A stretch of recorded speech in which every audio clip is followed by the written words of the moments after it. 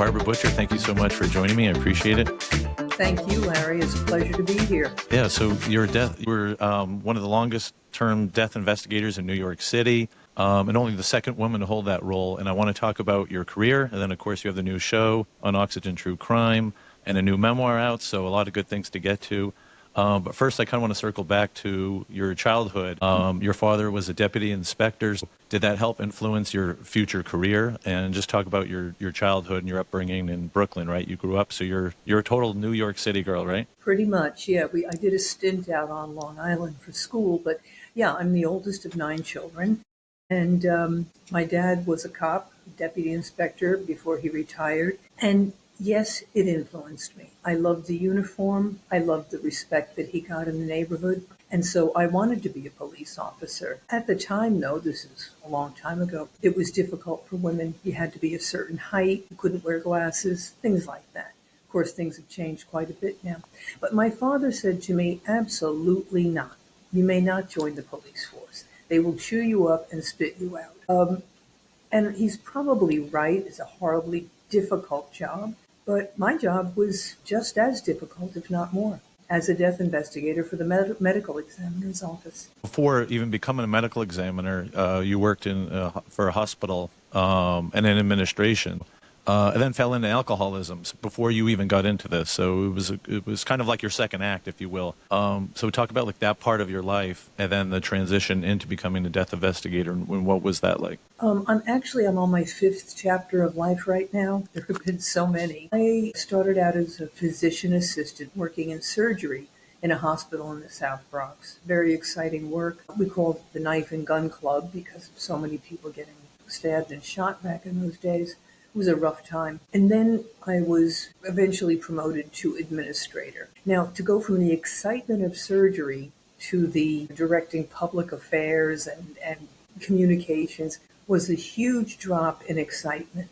It was boring, frankly. So, yes, I was drinking at the time. Yes, I got sober. And one of the good things about getting sober in a 12-step program is that they encourage you to improve your entire life, including going to a program called the Employment Program for Recovering Alcoholics.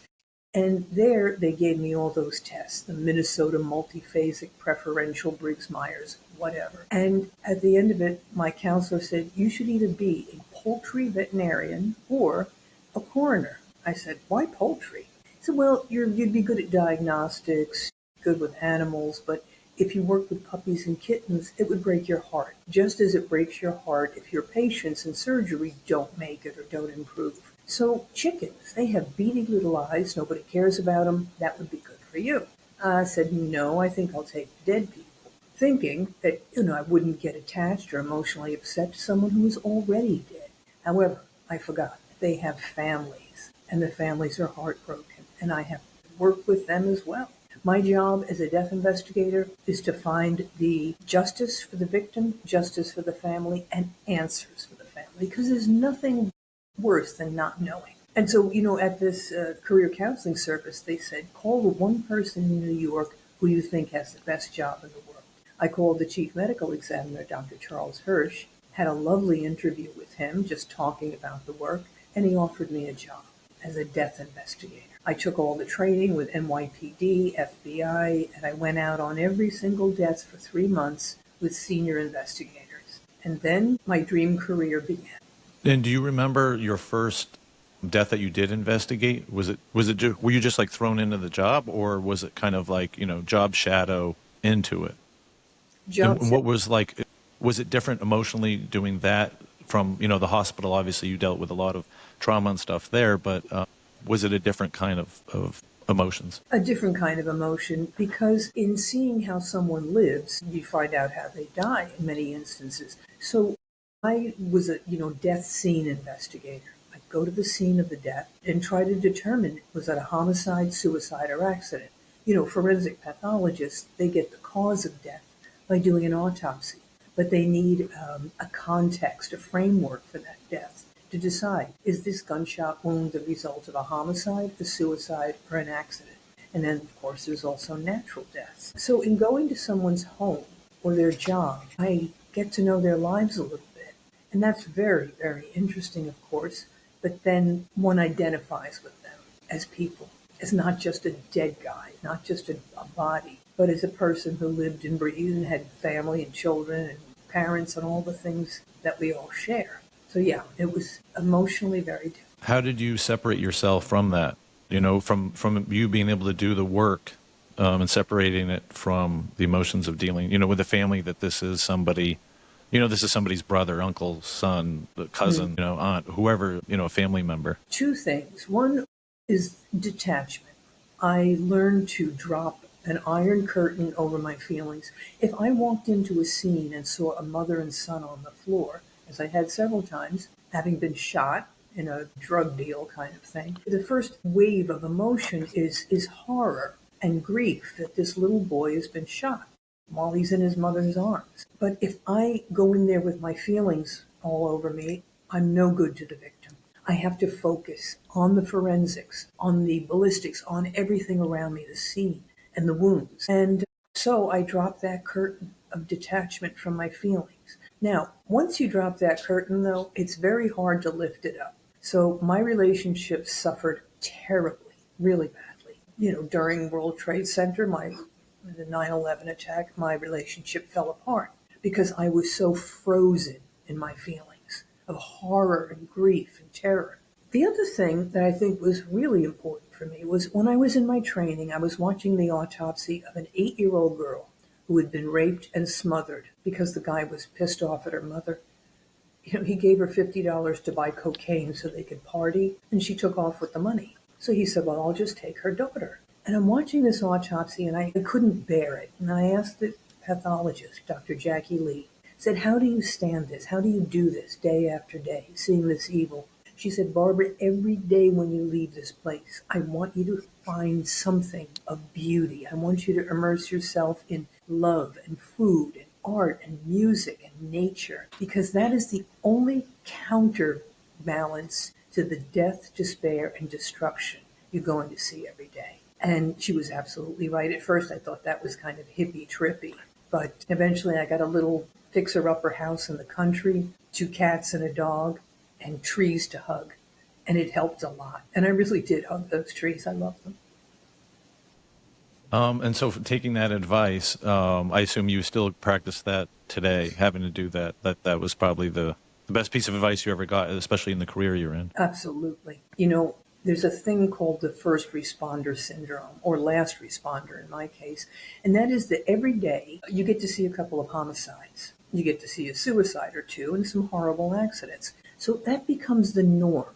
So every day I'm seeing that. So my assumption is that people are getting murdered left and right. People are committing suicide left and right. What you see is what you believe. And it took me a long time to realize that no, the world is not full of evil. It's not full of horror. It's a good place. And to remind myself of that, I look out at the sky a lot. I do little gratitude exercises of just looking up at the sky and thinking, wow, look what I have. I have a sky. So yeah, that has helped me a lot. And of course, some really good PTSD therapy. That helped. Yeah, I can imagine. Do you then, having this career, do you still feel that obviously it's important, but like kind of like someone has to do it, but do you feel like you did find your calling? Like at what point in your career did you say, yes, this is what I want to do. I'm passionate about it, even though it's a very difficult job? Right from the beginning. As a kid, I was always fascinated with deaths, and I had a dissecting kit, microscope, and a chemistry set. So kids in the neighborhood used to bring me roadkill, dead animals that they'd find, and I would dissect them. Say, oh, listen, see now? The rib cage is crushed on the right, and the lungs are hemorrhaging. And if you look on the exterior of this animal's skin, you see these squiggly black lines. Therefore, I can say that this raccoon was run over by a car. The kids would go, ooh. So right from the get-go, I was fascinated with that. And then when I came into this job, it was like finding myself. I'm always curious, always have to solve puzzles, always empathetic and compassionate. And I wanted to do something of use in the world. But it was also very exciting working with cops, being on the inside, things that were happening. And, I didn't realize at the time that my soul was going to be crushed by the things I saw. And so in more than 25 years in the field was a lot of crushing tragedy that really hurt me. But, as you see it in the show, The Death Investigator, what I tried to show is not just the case and how we solved it, not just the forensics and what they mean, but what it's like to be there, to be that person. And I always work with the detective with whom I originally did the case. So the two of us are out there feeling things, remembering that feeling. So I think it's a very personal show. I know it will show people what it's like to be there, to be us. And the fact that, a side benefit, we need help. The first responders, soldiers, veterans, death investigators, we see the things that no one else should see because we can. It's a calling. It's not a job. It's absolutely a calling. And with the television show, how did you select which cases to actually cover? And obviously, where they're true crime stories, how does that then differ from, scripted television where there's a crime, it's solved, and, there's usually a verdict all within an hour? Talk about the differences between that. These are cases that affected me. Instead of a talking head on a scripted show of true crime, narrating, like, hey, this is what happened and that's what happened. You're there on the scene with me. I go to the scene with the detective. And we have the original police photos, of course, and the autopsy reports. So you're there with me. You're seeing how the crime was solved, but you're also learning about forensics, what rigor mortis means, what algo mortis means, how I figure out where a person was laying or standing when their throat was cut. It's about blood spatter. So I like teaching. So I think what the audience really enjoys in this is not just being there and feeling my feelings, but learning the things that I know. So I'm really proud of the show. It's a lot of fun to do. Of course, there are those emotional moments. Now I see the detective back at the scene, and sometimes we get this was pretty awful. And I would imagine, living in New York, obviously, 5,500 deaths, you must then, on a daily basis, go by places that probably stick out in your mind from knowing, a death occurred there or something tragic happened there. Absolutely. Yeah, I can walk down any block and see, oh, that's where I did that double homicide. Oh, that's where I did the one where the guy jumped from the building. I see these things all the time. And the worst thing, though, was 9/11. I have not been able to go down there for about 20 years. I went to the museum once. I walked around it, and it was heartbreaking. I just couldn't do it. The feelings were so overwhelming. And then my very good PTSD therapist said, you need to go down there. We need to face it. I'll go with you. And she did. And we went inside, and I cried and cried. I was outside looking at the memorial, and I saw the name of one of the people I helped identify, a victim. And that really set me off. Crying my eyes out. And of course, the tourists are all looking at me. I'm like, fuck you. Just leave me alone. Right, yeah. Not knowing your personal connection to it, yeah. Yeah, and then I saw a tourist put a slushy drink on the names of the dead. And I flipped out. It just really, really upset me. And I started to go over him in a rage. And then I remembered that it's always easier to be angry than it is to grieve. But you need to grieve. So leave him alone. And then a security person came over and explained to him that you shouldn't put things on their name. Yeah, oh, definitely. And when it had opened, I had gone through the museum, and I'll say that, something that still sticks out in my mind, this is several years ago, was the recordings of the calls of the families to, their loved ones that's playing. That just still that still sticks with me even to this day when I think of, that day and the tragedy, and every year, that we remember it. Yeah. Is there Sorry, even if you said that, I felt a little wave of anxiety going through me. Those voices. Sorry about that. Yeah. No, it's. I still have feelings. That's good. Yeah, I can imagine. Obviously, the process for 9/11 was different than just one murder or several murders, even. So, do you think that changed the whole profession in and of itself and how you approach it? And especially today, where I think of mass shootings people are almost immune to them. When they happen, if it's 4 or 5 deaths, to the point where I just think we kind of blur it out. I don't think if 9/11 ever happened today, yes, obviously it would be the biggest news story. But has that changed kind of the profession and how people approach death just because it just seems like it's such a common occurrence these days? I think, well, yes, the profession has changed. For one thing, we've advanced DNA identification by at least 3 generations because it was our only, when bodies are vaporized or smashed into tiny bits. I hate saying that. DNA is all you have. So we advanced things so rapidly and got identifications, although 40% of the victims have still not been identified. That's something. But it speaks to the overwhelming power of that event, how wild the forces that struck those people. Just enormous. So it changed that. It also changed the way we do mass fatality management. I also worked on the tsunami in East Asia that killed 243,000 people, I think it was. I worked there on that. I worked on the London Underground bombing. I worked on Flight 587. And so we developed protocols for how we work on mass fatalities, how we can get better results in identifying people. So those things changed. But at the heart of investigation of death, no, nothing's changed. Don't forget that while 9/11 was going on, we were still doing the everyday work. We still had homicides and suicides and accidents. So we ran 2 tracks in the medical examiner's office. Interestingly, on that day where there was the largest mass murder in United States history, there was only one other homicide that day. A guy going to his first day of work at a Pathmark in the Bronx. He was killed, and it's never been solved.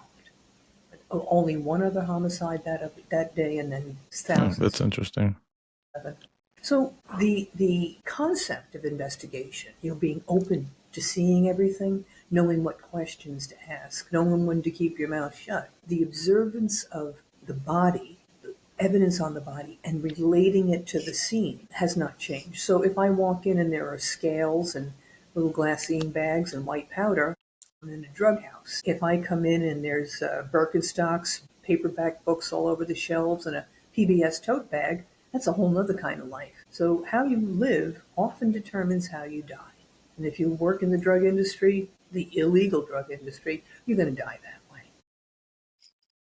Yeah, so there's obviously some signs that make a case a little bit easier probably than others. But you mentioned that the dead always tell their story, right? You're always able to find how they died. Like they still talk, even in death, to you of how it occurred. And you met with the families during 9/11, and I'm sure even now with even any case you investigate. So how do you transition from being an investigator to actually having that interaction with a family member about their case? And how important is it? I think you've mentioned this before about finding closure in death. That's kind of it's the unknown that I think families grieve, but when they have some sort of closure, it can bring some peace to them. Absolutely. That's a very important point. I always worked with families, even before 9/11. I was responsible to interview them and with compassion and empathy, at the same time remembering and keeping in the back of my mind that one of them could be the killer. Absolutely possible. It's happened many times. But nonetheless, I had to show compassion, and I had to ultimately, I work for the family. The victims are gone. I can get justice, but the justice is really for the family. And most importantly, they need to know the truth about how their loved one died. I remember a family came to me, their brother died in a fire, and they wanted to know how much he suffered. And I went and spoke to my chief. I said, Dr. Hirsch, what should I tell them? He said, well, tell them the truth. But that's going to be so horrible. Can't I just kind of lie a little bit? He said, no. If you ever lie even once, you've given over your integrity. You can never be believed again. They'll never have confidence in what you say. So tell them the truth, because the truth is always easier than what they imagine. So I went back to that family and I said, ultimately, he died of smoke inhalation. There were second-degree burns on his hands, and yes, that was painful. But the smoke inhalation would cause him to cough and choke, and then it's a fairly swift death after that from carbon monoxide. So they were relieved because they imagined him in flames, And so I always tell the truth, even when it's god awful. It's Yeah, hard. I can imagine. And in your new book, What the Dead Know, it is a memoir. It is, beyond the stories that you talk about your own life. So why did you decide to write this book now, and just talk about it in general, what people can expect from it? All my life, all my career, I've had so many interesting cases and interesting stories, and people have said, "Oh, you should write a book. You should write a book." But I was too busy doing the job, and then COVID hit, and I was retired, and so I decided this is the time to write the book. And I got an agent, got a publisher, Simon and Schuster, and I sent in the first draft. And then my editor said, "Barbara, where are you?" I said, "I'm right here in front of your desk." He said, "No, where are you in the book? I need to see what you see, hear it, smell it, feel it. I want to know everything about it that you have in you." And I said, "You mean you want me to cry?" He said, "Yeah, I want you to write all of it." I went back and I wrote it from my point of view, with my feelings, with the sensations I had. And I think it made it a much better book. Much better book. And I tell a lot of things in that book that are pretty hard to hear, but it's the truth. That's why, if you're going to do it all the way. So that's, I think, what made it a much stronger book. Yes, there are great cases in there and how we solve them, but it's also about being there, what it's like to be a woman in that job. When I first started out, this is in 1992, we're getting 2,400 homicides a year in New York City. So every day I was hitting homicides, all left and right. Mm-hmm. And after my training, my first case alone was a homicide. I show up at the door. There's a detective there, and he says, "Yeah, honey, how can I help you?" I said, "Oh, I'm from the medical examiner's office. I'm the investigator. I'm going to examine the body." He said, don't worry about it. Crime scene's got it." I said, no, this is my job. I have to do it." "All right, come in." And I thought, oh, this is some bullshit. The next time it happened, about 3 months later, I'm going to the homicide. Guy says, "Yes, sweetie, how can we help you?" I said, "Oh, I don't think you can help me, but I think I can help you. I'm going to go in there. I'm going to investigate that death. I'm going to tell you how he died, when he died, and maybe even who did it. And then when you're in court testifying on this case and the judge says, 'Well, detective, how did you know all those things?' You can tell him, 'Barbara Butcher told me.' Okay?" And he went, "Whoa." He backed up. He laughed. He let me in. And that kind of sealed my reputation with the police department. They said, "Oh, she's a little nutty, a little weird, but she's totally into this job. And I love working with the police. It's a family thing." So, Yeah. I overcame that stuff pretty quick. And I can imagine that was a defining moment then in your career. Yes, absolutely. Back up. Here she comes. Yeah. So what advice would you give to somebody that may want to follow in your footsteps, especially if it would be, say, a young woman to follow in a career, male dominated? I think, maybe times have hopefully evolved since then, but, kind of paving the way. Yeah. Now, originally there were just a few women at the ME's office. Now it's more than half of the investigators are women. Dr. Hirsch told me that he thinks women make better investigators. They're more observant, they listen more, but most of all, they don't get involved in dick-waving contests with the police. There's no ego in it. So now there are, a far greater number of women. Yeah, I mentor a number of young women who have written to me on my website and asked me my advice. And I've worked with some of them to help them get the right courses in school and prepare them for the fact that they're going to have to make radical decisions about their emotional maturity and emotional preservation. I told them all about the PTSD and the sorrow and encouraged them to take care of themselves first. Go out, hug a tree, fall in love, paint a picture, just live. So yeah, I do a lot of that, and I tell them, take care of yourself first, take care of your own heart, and you will learn death investigation, and you will be a better death investigator for having preserved your own soul. Yeah, and you mentioned in a previous podcast that when there's death, a lot of times someone will say, "I'm sorry." But your reaction is that, well, if you need to talk, I'm here. If you want to talk now, fine. If you need to talk, I'm here for you when you need to. Yeah. So I would imagine that's also part of the healing process when it comes to death. It is. Increasingly in the profession, they've realized that we really do need help. And I speak a lot about that at conferences on the need to stay mentally and emotionally healthy in the job. It's the only way you're going to last. Yeah, and when it comes to television shows and books, there's so much stuff about true crime and murder out there What do you think is people's fascination with the subject in and of itself? Because obviously, in real life, it's a very tragic thing, especially if it's something that happens to you or a family member. But yet it seems like we enjoy watching it on TV or learning of cases, even things like serial killers, like they kind of get kind of idolized in a sense. I think you hit an important word there, and it's learning about. I think we like to learn how these things are done, why people kill, because it's protection. It's awareness. I know a great number of the true crime audience are women, a large portion in middle age, although it's getting a younger and younger demographic. And I wonder if, so many of these cases on TV are about husbands who killed their wives. They hit middle age, they want something new and exciting, have an affair, and they don't want to give their wife half their money. So they kill. And I think maybe for some women, it's like, I will know the signs now if my husband starts to go a little nuts in a midlife crisis. But of course, there are wives who kill their husbands too. Rare, but it still happens. In fact, one of the upcoming episodes on the show is, well, I won't give it away, but there is a twist. There is a good I was going to say, twist. I don't know if you can speak about the ones that haven't aired yet. Yeah. So. Yeah, and I think you're right. A lot of times, whenever I watch a true crime show, it's usually the reason for the murder was something so senseless as, like you said, maybe it's a life insurance or, the husband was cheating and just wanted the wife gone or something like that. It's like, but that's what you do. You can't just get a divorce. You have to kill your partner. It just seems like a lot of death is just so senseless. Absolutely.